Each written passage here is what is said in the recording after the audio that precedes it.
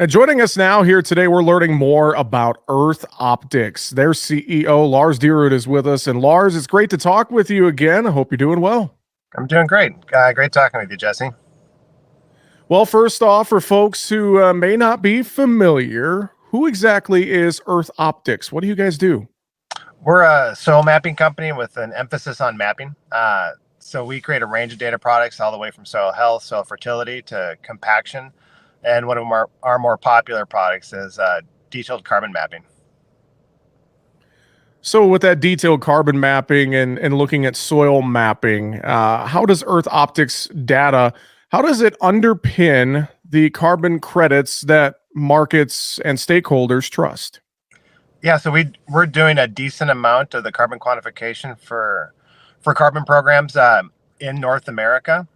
And and so the data is used for a couple of different types of programs. You have what's called an offset program, where somebody like Microsoft, somebody outside the food and egg industry, is trying to offset their emissions, and they're doing so by buying carbon credits from row crop farmers and ranchers.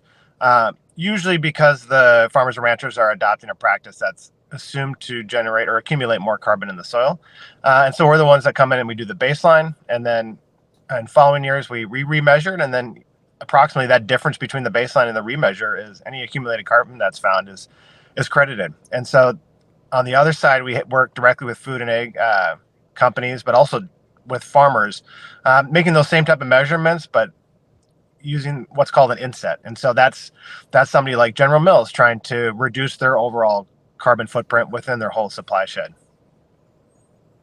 Well, I know there's a new announcement regarding a collaboration with Trace Genomics. Can you share more about this new partnership, Lars?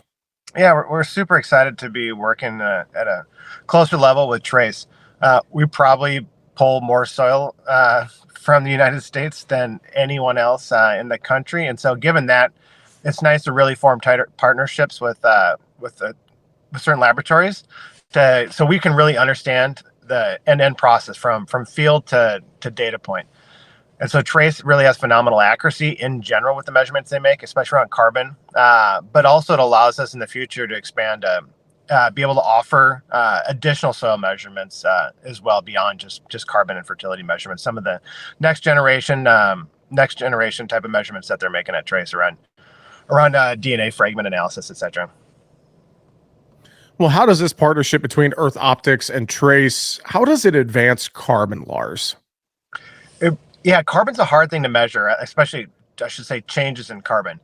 Uh, Even given the most optimistic assumptions about what level of carbon you can accumulate in the soil, you're talking about, average levels of carbon concentration, and Midwestern soils may sit around 3% of the soil is carbon, so around 6% organic material, uh, and really people are looking to maybe increase the carbon content of soil around about a ton per year per acre.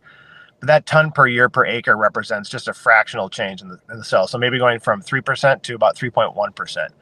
And so you're trying to make that measurement across thousands of acres of fields.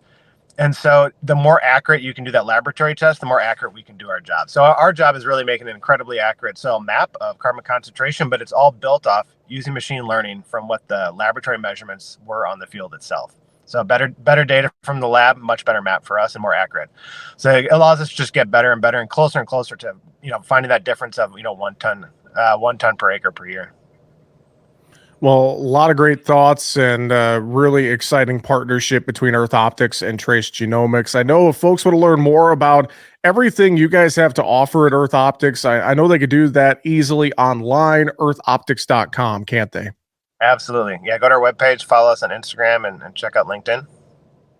Well, Lars, I know there's some new subsidies out there surrounding biofuels. Can you tell us a little bit more about that and how Earth Optics is working with some of these different subsidies?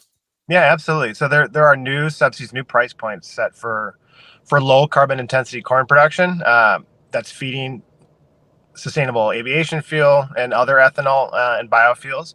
And so really what's needed is to actually get a range of data sets, including soil carbon measurements, to access those subsidies. So we're really excited about that new price point that's being set for all these fuels via corn production. So happy to talk with anybody who's interested in learning more. Fantastic. Lars, before we let you go, anything final you would share or reiterate for folks today about the work you guys are doing with Earth Optics? Yeah, I mean, I think we're just generally very optimistic about the value of this kind of measurement for farmers. USDA is pumping nearly $3 billion into their climate smart commodity programs over the next 5 years. And so these are efforts run by over 90 different primes. We're working with a number of those projects, doing the measurements and quantification.